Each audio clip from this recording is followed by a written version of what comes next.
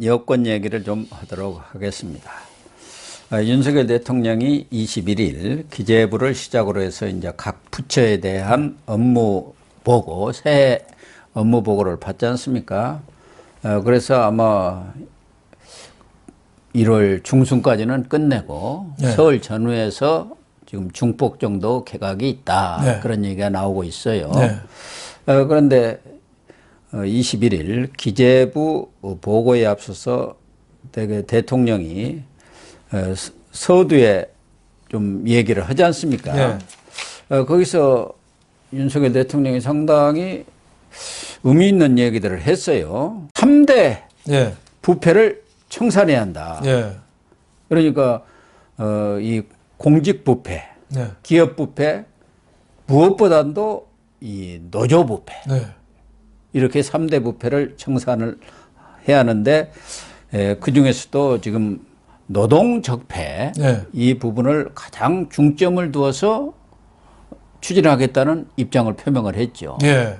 뭐 그만큼 노조 부패 문제가 이 노동 개혁에 앞서서 가장 심각한 문제로 대두가 된 거죠. 지금 3대 부패가 공직 부패, 기업 부패라고 그랬는데 공직 부패도 정치인 출신들이 공직에 가서 부패는 좀 있어요. 하지만 우리나라가 비교적 깨끗해졌습니다. 네, 구조적인 문제는 네. 많지는 않아요. 네. 장차관이 뭐 봉투 받고 이런 거 그렇게 이제는 거의 사라졌다고 저 일선에 있는 그렇죠. 공직자들이 일선 그렇지. 저 민선 시장 뭐 이런 네. 사람들이 이제 지금도 인사 승진시켜주고 뇌물 받고 지금도 해요. 그렇죠. 그런데 앞으로 구조적인 문제라고 하기는 좀 그렇고 기업 부패도요.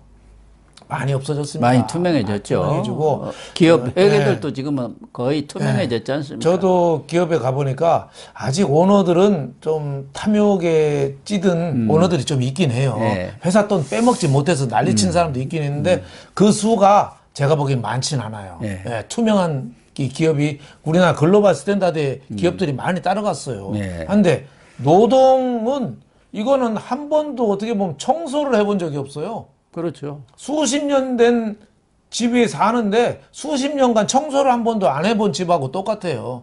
그동안에 노조 마음대로 했잖아요. 특히 문재인 때는 5년간 노조 천국이 됐어요.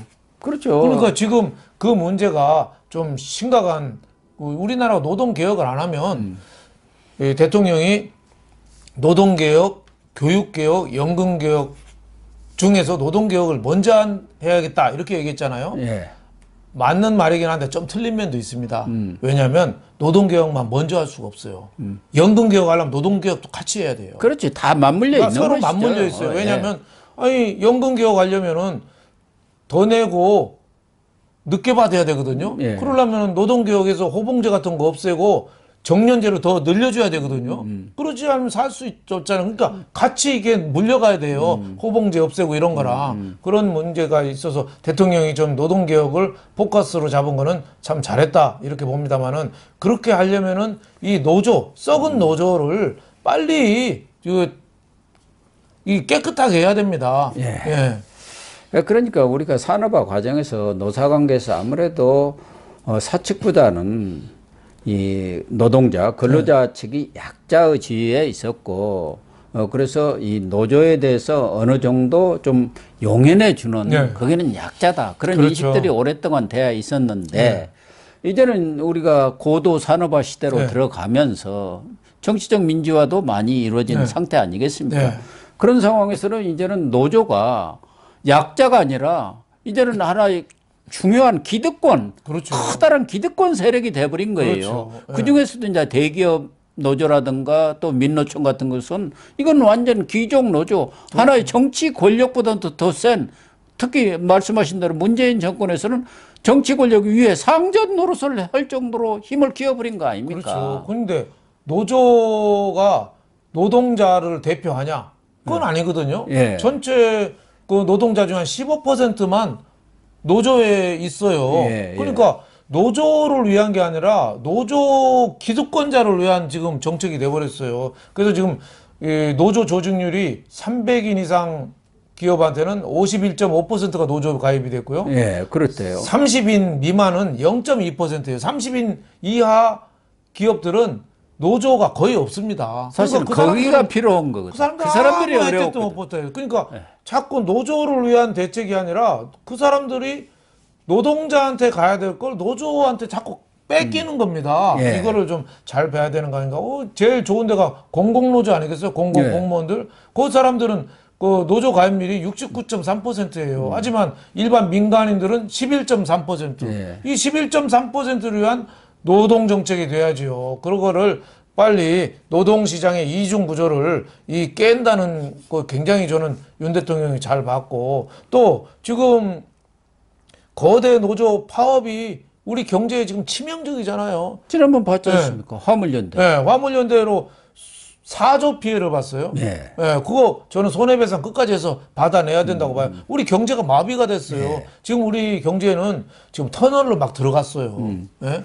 IMF는요, 길 가다가 맨홀에 빠진 거랑 똑같아서 사다리만 잡고 나오면 돼요. 근데 지금은 껌껌하지 않고 다 보이는데 뻘밭에 진흙밭에 빠져 있어요. 계속 빠져들어가고 빠져서 있는. 지금 들어가고 있는데 뻔히 보이는데 지금 못 나오고 있어요. 회색 코끼리죠. IMF가 블랙스완이라면 검은 백조라면 지금 회색 코끼리가 우리 옆에 어슬렁어슬렁 거리는데 우리가 지금 야당 반대, 노조 반대 여기에 다 눌려가지고 윤석열 대통령이 뭘 할 게 별로 없어요. 예. 특히 노조의 방해 공작 이거는 좀 시급하게 좀 고쳐야 되는 거 아닌가 뭐 이렇게 생각이 듭니다. 지난번에도 왜 화이트 맥주 꼭 점거할 때는 신호통 들고 가서 본사 옥상에 본사하고 가서 점거 있잖아요. 예. 당진 제철소는 52일째 또 통제소하고 사장실 점검했잖아요. 2달 가까이. 이런 걸 어떻게 가만 놔두냔 말이에요. 그래서 윤석열 대통령도 이 노조 법치주의를 확립하겠다. 네. 그래서 불법 파업이라든가 이런 것과는 타협을 안 하겠다. 네. 이번에 화물연대 파업에 대해서 그렇게 단호하게 원칙 대응을 한 게 바로 그거 아니겠습니까? 그렇죠. 그렇기 때문에 지금 화물연대가 백기 투항을 한 거고 사실은 그 뒤에 있는 민노총도 무릎을 꿇었다고 봐야 하거든요. 그렇죠. 그래서 이런 강성 파업은 좋은데 불법 파업. 그렇죠. 그리고 특히 민노총이라든가 일부 노조들 보면은 이게 뭐 근로자의 권익 향상이라든가 자기 뭐 근로조건 향상 이른바 노동법에 보장된 그 권익 향상을 위한 것이 아니라 거의 다 정치 투쟁이에요. 지금 그렇죠. 노총이라든가 주말마다 무슨 집회하는데 거기 가면 전부 윤석열 퇴지입니다. 그렇죠. 그 서울 시내 곳곳에 다 주차해 오는 게 울산 뭐 이런 공단에서 온 버스들이 단체로 오는 거예요. 전국적으로 온 거죠. 동원하지 않습니까? 촛불 집회 그 박근혜 탄핵 전국에서 오는 촛불을 돈 대고 사람 낸 게 민노총이 거의 다 됐거든요.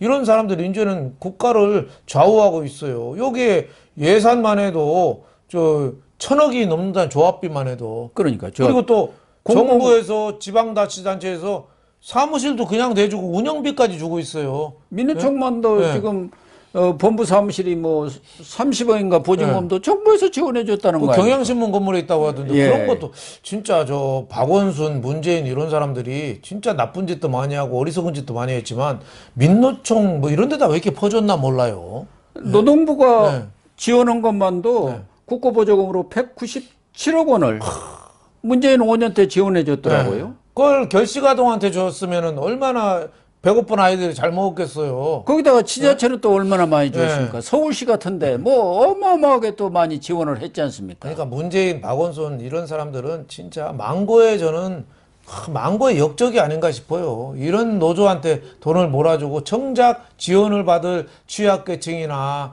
뭐 이런 어려운 사람들, 결식아동 뭐 이런 사람들한테 대해서는 해준 게 없잖아요. 말만 번지르르 했지. 그냥 노조하고 어떻게 보면 공동 정권처럼 정권을 운영한 거 아니냐 이런 생각이 들어서 이거 윤 대통령이 굉장히 초점을 잘 잡았습니다. 그렇습니다. 이거를 이 강온 양면 전략을 해야죠. 지금 제가 좀 아쉬운 거는 윤 대통령이 방향은 맞는데 그거를 야전 사령관에 이게 나가서 칼싸움을 해야 되거든요. 그런 사람들이 좀 약해요. 칼싸움할 사람들이. 노동부 장관도 있는지 없는지 모르겠고 뭐 한도수 총리도 일하는지 뭐 하는지 모르겠고 이 선발 장군 내가 하겠습니다. 뭐 네, 그게 없어요. 이런 장군들이 있어야 되잖아요. 원희룡 장군 같은 장관 같은 그런 사람들이 좀 많이 있어야 하는데 거의 안 보여요. 네, 뭐 말을 좀 스피커가 좀 세든가 아니면은 무예가 좀 뛰어나든가 뭐가 있어야 되는데 대통령 혼자 얘기하고 다 뒤에 숨어 있어요. 예. 예, 문재인하고 반대죠. 문재인은 신하들 뒤에 숨어 있었거든요. 꼭꼭 숨어라 머리카락 보인다. 근데 지금은 윤 대통령 뒤에 다 숨어 있어요. 그렇습니다. 대통령 혼자 지금 총알바지 하고 있어요. 예. 예, 그런 면이 상당히 안타깝다. 개혁을 해야 되는데 개혁은요. 마키아벨리가 그런 얘기했어요. 개혁으로 손해 보는 사람이 있거든요. 이 노조같이 이런 사람들은 극렬하게 저항을 합니다. 근데 나머지 민노총 빼고 노조 한 85% 되는 사람은 혜택을 보잖아요. 그런 사람들은 목소리가 없어요. 네. 그러니까 침묵하는 극렬한 다수가 되는 저항이 거죠. 국가를 흔들어 버리는 거예요. 그러니까 민노총 머지않아서 이제 거리로 나올 겁니다. 그러니까 네. 시끄러운 소수가 흔들어 버리는 거예요. 그렇죠. 침묵하는 다수는 그냥 뒤에 뒷짐지고 있고. 그렇죠. 그렇게 이번에 되는. 장애인 지하철 막는 시위도 봐요. 그 사람들 벌써 1년째 지하철 막아서 저도 참 출퇴근 시간에 참 큰 피해를 봤는데 그것도 막는 장애인 단체가 또 있잖아. 이래서는 안 된다. 그러니까 이런 목소리 높은 사람들을 해서는 안 되고 진짜 윤 대통령이 진짜 어려운 거 지금 개혁하는 거죠. 이 나설 장수가 좀 마땅치 않다. 그리고 혜택 보는 소수는 조용한데 혜택을 빼앗기는 특권층, 기득권층은 극렬하게 좀 반대를 한다. 그리고 또 야당이 민주당이 개혁하는데 도와주겠습니까? 야당의 목표는 발목 지금 잡고 손목 묶고 발목 그렇죠. 잡고 되치게 하고 뭐 미끄럼 얼음판에다가 그 모래를 뿌리는가 연탄재를 뿌리는가 하니까 얼음판에다가 더 잘 미끄러지게 깔아놓는 사람들이에요. 그러니까 윤 대통령이 어떻게 보면 사면 초과해서 앞길만 보고 이렇게 가야 되는데 그러려면은 좀 영리한 전략, 영리한 스마트한 전략 네. 이런 것도 좀 필요하지 않나 뭐 이렇게 생각이 됩니다. 특히 뭐 건설 노조를 비롯해서 윤석열 대통령도 이번에는 그런 노조 채용 비리 네. 이게 심각하다. 아 진짜 채용 비리 말이 됩니까? 예. 네. 거기다가 특히 뭐 건설 이런 현장에 가보면 타워 크레인 이런 것들은 민노총이 다 장악해 갖고 그 순서까지도 다 그렇죠. 정해준다면서 그렇죠. 누가 올라가게 네. 하는 거기다가 또 원래비도 받고 그렇죠. 음, 거기에 민노총 아니면 그 일도 못하게 해요. 네.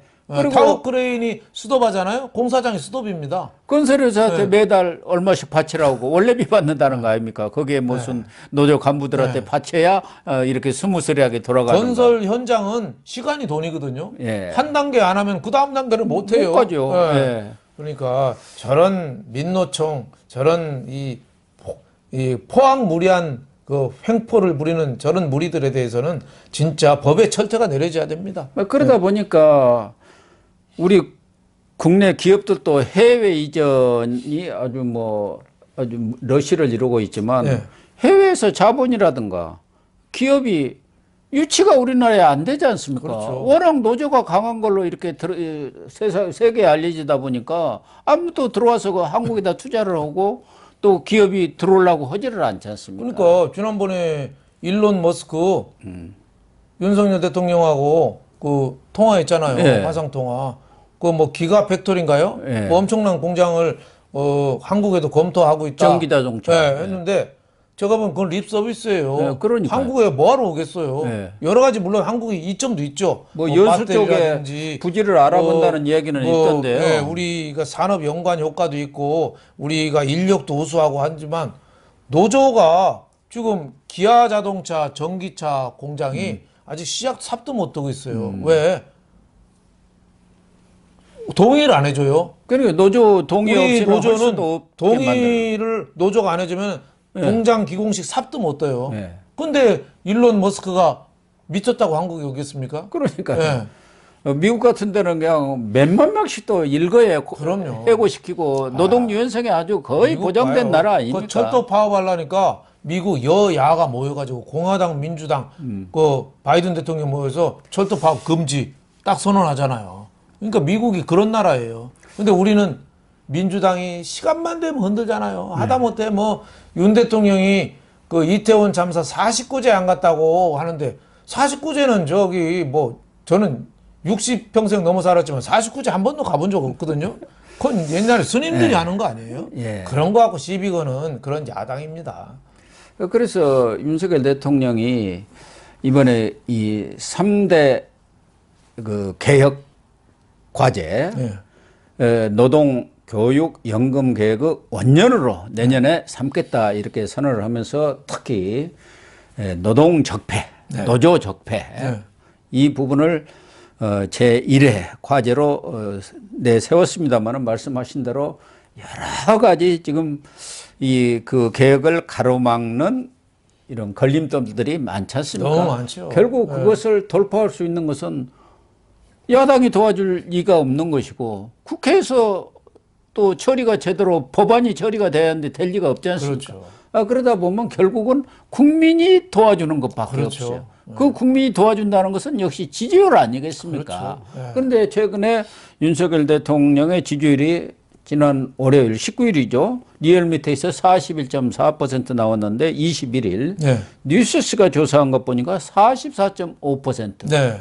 그러니까 민심이 완전히 지금 바뀌어가는 것 같아요. 민심의 그렇죠. 그 풍향이 윤석열 쪽으로 돌아선 것 그렇죠. 같아요. 이 힘을 바탕으로 지금 윤석열 대통령이 밀고 나가겠다 그런 거 아니겠습니까? 국민이 밀어주지 않으면 누가 그걸 지탱해 줄 그런 힘이 없지 않습니까? 그렇죠. 이 지지율이 44.5%는 엄청난 거거든요. 지난주보다 5%포인트가 오른 건데 가장 큰 이유는 저는 딱 하나라고 봅니다. 윤석열 다음의 회복. 그 사람에 충성하지 않는다고 검찰총장 때 그랬잖아요. 지금 결단력, 추진력, 공정, 정의 뭐 여기에 대한 그 메시지를 국민들이 공감하는 거죠. 그래서 저는 더 흔들리지 말고 제가 보기에는 우리 지지율의 한계는 저는 한 60% 정도가 꼭대기입니다. 왜냐하면 지난 대선 때도 보니까 갤럽 조사한 거 보니까 그 대장동 몸통을 윤석열이라고 대답한 사람이 37%였어요. 그 사람들은 절대 윤 대통령 지지 안 합니다. 무조건 이재명이에요. 그런 사람들이 37, 8%가 돼요. 그 나머지 빼면은 한 60%가 저는 그게 만점이에요. 그건 만점인데 60점이 만점인데 지금 45점까지 왔으니까 많이 온 거죠. 그래서 여기서 더 좀 박차를 가해서 지지율 한 60%까지 만점까지 끌어올리면 저는 거기에서 동력을 얻을 수 있지 않느냐 뭐 이런 생각이 들고 저는 또 긍정적으로 보는 게 요새 지지율이 올라간 게 인천, 경기, 수도권에서 많이 올라갔어요. 그렇더라고요. 이번에 에이스 리서치 뉴시스 한 거 보니까 수도권 인천 경기에서 19.2% 수도권이 굉장히 인색하거든요. 그 굉장히 많이 올라갔고 또 여성들 10% 올라가고 또 진보층에서도 많이 11% 올라가고 60대 이상도 14% 올라가고 이게 지지율 내용이 굉장히 좋다. 내용이 그래서 좋습니다. 기존에 윤 대통령 지지하는 사람에다가 지금 중도층이나 진보 쪽에서도 이쪽으로 좀 넘어오는 거 아닌가 뭐 이런 생각이 들어요. 그래서 지금 이재명에 대한 수사 이게 좀 더 명확해서 이재명이가 얼마나 사악한 짓을 많이 한 날을 객관적으로 분명하게 드러내면은 이재명 대신에 윤석열 대통령을 대장동 몸통이라고 생각하는 엉터리 같은 사람들이 저는 회개하지 않겠느냐 뭐 이런 생각이 들으면 지지율이 저는 더 70%, 80%도 치고 올라갈 수도 있다고 봅니다. 그래서 이번에도 뉴스 조사에서 부정평가가 54.1%로 4.2%나 또 떨어졌어요. 그러니까 뭐 부정평가도 전에는 60%로 훨씬 넘었었는데 이제 50대 중반 이하로 내려왔기 때문에 경우에 따라서는 골든크로스도 일어날 가능성이 있거든요. 그래서 결국은 이런 지지율을 바탕으로 해서 윤석열 대통령이 3대 개혁을 완수를 해야 한다. 그런 얘기가 되는 거죠. 우리 어릴 때 그런 얘기 있잖아요. 첫 끝발이 개 끝발이라고. 처음에 잘 나가던 사람들이 무너지면 속절없이 무너지거든요. 그렇습니다. 문재인이가 그 꼴이죠. 근데 윤 대통령은 대기만성 좀 늦었지만 차곡차곡 지금 6개월 됐는데 7개월 됐죠. 차곡차곡 쌓아서 올라왔죠. 성경에도 그런 얘기 나오잖아요. 내 시작은 미약하였으나 나중은 창대하리라. 그리고 뭐 먼저 된 자 나중되고 나중된 자 먼저 된다 이런 얘기도 있는 것처럼 지금 좀 7개월 늦었지만 지금부터 차곡차곡 쌓아나가면은 저는 큰 성과를 거둘 수 있다 이렇게 생각합니다. 그렇습니다.